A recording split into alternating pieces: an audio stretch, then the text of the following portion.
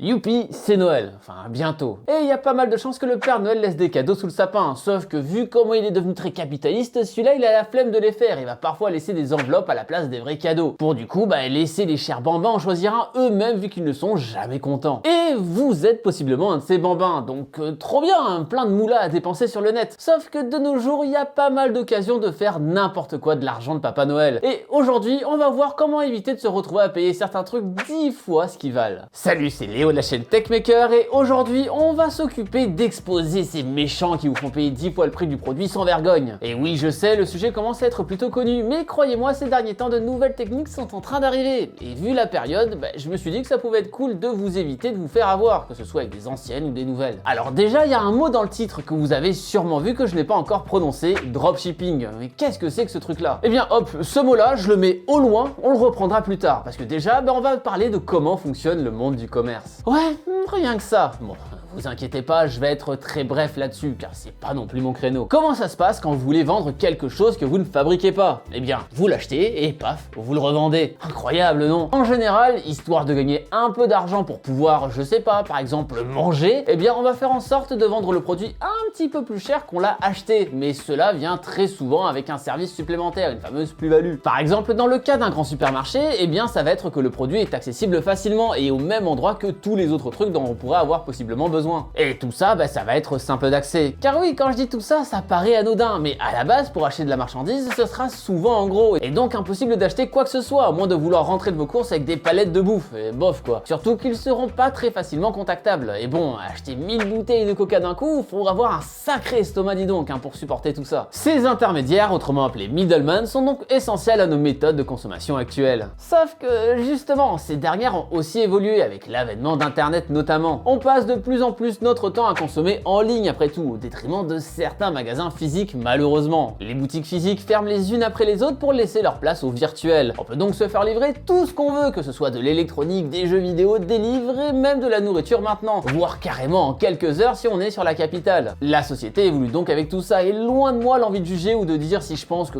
c'est bien ou c'est pas bien dans cette vidéo, parce que c'est pas le sujet. Mais en tout cas, ces magasins qui faisaient la liaison entre le fournisseur et le client se font de plus en plus rares. Pour autant, en fait, ils ne disparaissent pas, mais ils évoluent. C'est donc là qu'arrive le dropshipping. Ici, on va toujours vendre au client quelque chose, sauf que ce truc qu'on vend, on ne le possède pas, plutôt que du coup de le stocker le temps qu'il se vende. On va attendre que le client nous demande le produit pour dire au fournisseur, faudra envoyer ce truc là à Michel, et paf, la commande part directement de l'entrepôt du fournisseur. Un vrai entremetteur. Et tout ça, c'est totalement légal, hein. Autrement dit, vous aurez absolument aucun problème avec la loi pour le faire. On n'est pas du tout sur du recel, de la revente de produits illicites ou quoi que ce soit. Non, non, si c'est votre kiff d'acheter des clous et de les revendre derrière pour être considéré comme le roi des clous, vous avez totalement le droit de le faire, en respectant bien sûr les conditions d'avoir une entreprise et tout ça, hein. Car ouais, faut bien faire de la gestion pour tout ça, et bien sûr l'État va aussi un peu prendre sa part dans votre empire du clou. Et c'est pas non plus tout nouveau, en soi Amazon fait du dropshipping, Cdiscount fait du dropshipping, tous les sites marchands ou presque font du dropshipping. Alors pas tout le temps bien sûr, par exemple Amazon a parfois les stocks des produits vendus, mais de plus en plus souvent on se retrouve sur cette fameuse marketplace qu'on retrouve sur tous les sites Amazon Marketplace et Cdiscount Marketplace, ça s'appelle toujours comme ça. Et ça permet donc d'acheter des produits qui viennent directement du fournisseur ou bien d'une autre boutique. Et ici, Amazon le vend plus cher que si vous allez directement voir ce dernier, car le fournisseur va justement avoir des frais auprès d'Amazon. En général, ces frais-là vont être pour l'utilisation du site, la vitrine que ça donne et surtout le fait que l'interface est connue de tous, et donc un petit peu plus fiable pour les clients. La plus-value est donc toujours là, mais elle est devenue différente. Le truc, c'est que tout ça, ça a encore évolué, notamment avec la simplicité de créer un site internet de nos jours. Tout d'abord avec l'orgie de cours et de formations en ligne, qu'ils soient payants ou gratuits, qui font que n'importe qui peut se former à peu près n'importe quoi assez facilement. Et ça, c'est clairement super, mais surtout avec l'évolution des CMS pour Content Management System, comme le très célèbre WordPress ou autres Shopify, qui vont pas mal nous intéresser ici. Et donc, concrètement, tout le monde peut devenir sa propre Amazon Marketplace. C'est génial tout ça, non?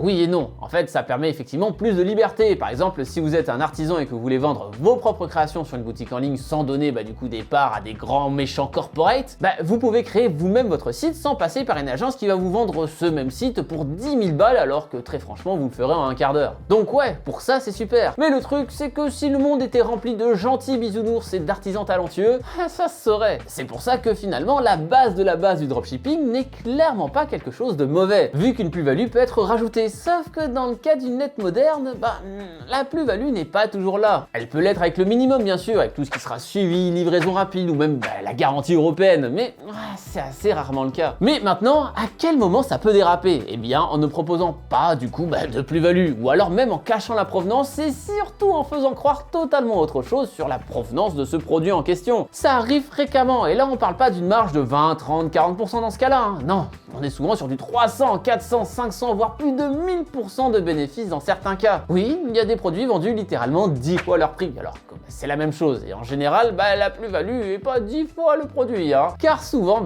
il y en a même pas dans ce genre de cas. Et une fois parti là-dedans, c'est un cercle vicieux, parce que tous ces bénéfices vont ensuite permettre de financer d'autres trucs, ce qui fait que pas mal ont réussi à soudoyer des services, que ce soit du coup les tweets sponsorisés, les posts Facebook aussi sponsorisés, du même acabit, ou bien même des placements de produits chez des youtubeurs ou autres influenceurs sur tous les réseaux sociaux qui existent. Et il y en a pagaille, YouTube, Twitter, Instagram avec les Insta Stories, et donc ce dernier est assez prisé vu qu'il est compliqué de mettre en déroute du dropshipping douteux, là où des réponses en dessous d'un tweet ou des commentaires sous une vidéo YouTube y arriveront plus facilement, en plus du fait que la communauté est souvent plus jeune là-bas, et donc aussi plus influençable malheureusement. Il y a aussi une nouvelle technique que j'ai vu passer il y a peu, se faire passer pour un tweetos pour dire « Oh là là, regardez ce que mon copain m'a offert, c'est vraiment trop bien !» Et pour derrière au final ne pas partager un lien directement, mais dire « Vu que la terre entière veut savoir ce que c'est, voilà où je l'ai acheté !» Enfin oui, tu sais où tu l'as acheté parce que c'est toi qui le vends ma cocotte, ou en tout cas qui le dropship. Alors, je suis pas ici pour expose de qui que ce soit en particulier, chacun a sa propre conscience en faisant ça, et surtout, ce monde-là n'est pas le plus connu, et même pour certains de ses créateurs, et donc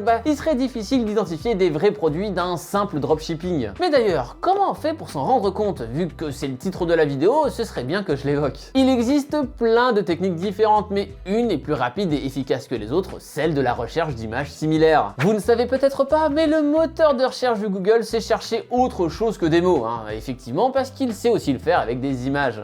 Loin de moi l'idée de vous expliquer comment ça marche ici, parce que ça va prendre vraiment des plombs, mais en gros, il va chercher des similarités entre l'image que vous lui donnez et celle qu'il a pu indexer dans le passé, et donc vous ressortir tout ça. Cette technique peut même fonctionner si vous prenez un screenshot, donc c'est pas trop mal finalement dans des endroits où on pourra pas récupérer l'image. En général, en faisant ça, et si c'est avéré, vous allez retrouver plein d'images correspondantes, et du coup les sites sur lesquels elles sont liées, et donc en général du AliExpress ou du Wish sur lequel vous retrouverez exactement le même produit que sur votre site de dropshipping, et donc de pouvoir l'acheter moins cher, et en plus ça sera la même provenance. Le truc c'est que cette technique fonctionne quand le bonhomme qui sert de middleman est un petit peu flemmard, et que et du coup il s'est même pas embêté et a juste repris les photos du produit initial. Ce qui est quand même un très fréquent, il faut le dire. Mais vu que cette technique est de plus en plus connue, maintenant certains essaient un petit peu de prendre leurs propres photos. Incroyable cet investissement. Mais bon, les produits restent les mêmes, donc pareil, il suffit de chercher des mots-clés maintenant sur ces sites-là, AliExpress, Wish, Gearbest, ce que vous voulez, et hop, on retrouve cette magnifique lampe Naruto en ayant tapé Naruto lampe à moins de 9 € au lieu des 23 proposés en dropshipping. Pourtant, c'est une offre de lancement, comme c'est étrange, dis donc. Et d'ailleurs, ces offres de lancement me permettent d'aller sur autre chose, mais méfiez-vous des avis affichés ainsi que ces fameuses offres. Ne vous sentez pas pressé pour acheter un produit à cause d'un timer, parce que,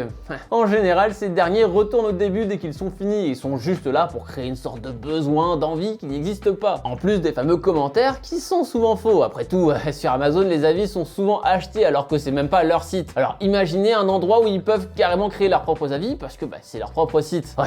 C'est pas Jojo. Pour autant, comparer totalement, parce que c'est facile de dire regardez, attendez, en fait, elle se trouve carrément à 7 voire 3 €. Mais bon, ce ne sont pas totalement les mêmes au niveau des spécifications. Ne rentrez pas non plus dans la paranoïa totale, parce que parfois ça peut être cool. Car effectivement, le dropshipping, c'est pas forcément le diable en personne. Car ouais, s'attaquer à tout le monde à cause d'une peur de se faire arnaquer de base n'est clairement pas une bonne chose. Par exemple, je me rappelle qu'à une époque, la marque Klim qui vend du coup des périphériques d'ordinateur s'était faite allumer en mode oh là là, regardez, on les expose parce que c'est du dropshipping comme les montres qu'on voit partout qui coûtent 10 fois plus cher. Néanmoins, c'est pas totalement vrai. On est ici sur du rebranding où effectivement les produits viennent aussi ici de Chine mais avec leur logo à eux. Donc déjà il y a cette modification de fait. Ça peut paraître subtil mais elle reste faite. Et oui, je me rappelle que quand ça avait été montré, les gens montraient du coup sur le site Alibaba et non le site AliExpress et effectivement on peut acheter des produits vraiment pas chers là-bas. Si on en achète 1 milliard, c'est aussi de l'achat en gros. Donc ouais, se balader avec 1 milliard de souris en même temps, c'est pas ça qui va vous rendre meilleur meilleur à Counter-Strike.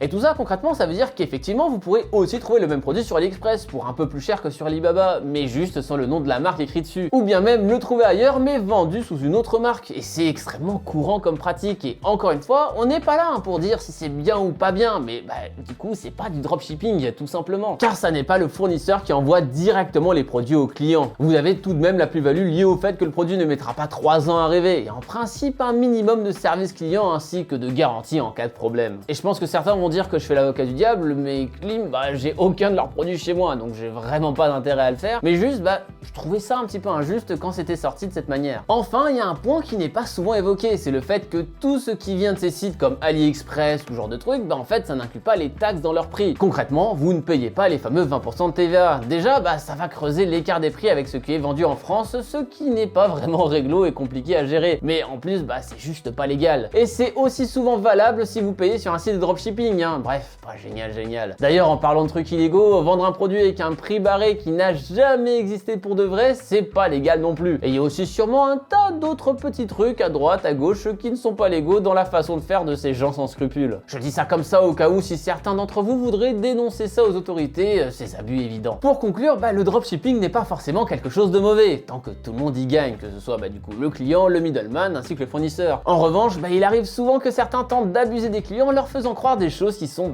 malheureusement fausses et en payant du coup des influenceurs pour vous faire croire encore plus à ces mensonges. Du coup, méfiez-vous. Et cette vidéo, je pense qu'elle était importante pour ça. Et voilà, est-ce que vous êtes déjà fait avoir par du dropshipping et vous vous en êtes rendu compte après? Et c'était quoi la différence de prix entre les deux? Eh bien écoutez, dites-moi tout ça dans les commentaires juste en dessous. Car certes, de votre côté, c'est un petit peu trop tard, mais si vous pouvez en sauver d'autres des âmes perdues, c'est quand même sympatoche. En tout cas, j'espère que cette vidéo vous aura plu. Si c'est le cas, n'oubliez pas, comme d'habitude, le bon pouce bleu, de l'amour sous cette vidéo et à venir faire un petit tour sur mes réseaux sociaux qui se trouvent aussi en description. N'hésitez pas non plus à partager cette vidéo un maximum pour éviter de dilapider l'argent du Père Noël n'importe comment, alors qu'il l'a vraiment gagné à la sueur de son front. Même si j'ai aucune idée du salaire moyen du boulot de Père Noël, hein. Et bien sûr, si ce n'est pas déjà fait, abonnez-vous à la chaîne en cliquant sur le logo qui va apparaître juste là. C'était Léo, la chaîne Techmaker, et surtout, n'arrêtez jamais d'apprendre. Salut!